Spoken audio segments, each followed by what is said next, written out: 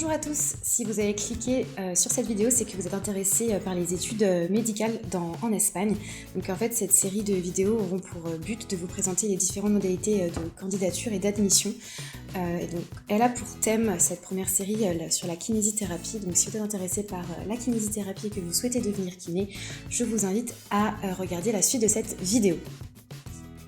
Donc pour nous présenter très rapidement, nous sommes en fait une agence qui accompagne les étudiants dans leur projet d'études en Espagne. Donc on va travailler uniquement avec des universités privées qui vont délivrer des diplômes reconnus au niveau européen par les accords de Bologne.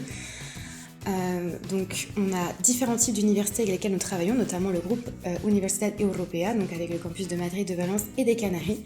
On a également les CEU, donc le CEU Cardenal Herrera à Elche et Valence, et le CEU San Pablo qui se trouve à Madrid. Et enfin, nous avons également la Universidad Francisco de Vitoria qui se trouve à Madrid.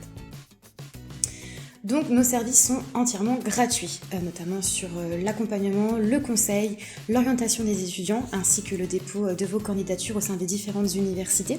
Et on va aussi être présent pour le suivi de vos procédures dans chacune des universités dans lesquelles vous allez candidater. Donc en fait, notre rôle, ça va être qu'on va être l'intermédiaire entre vous, étudiants, et les universités. On va être votre contact privilégié, votre interlocuteur privilégié en cas de questions ou en cas de problème.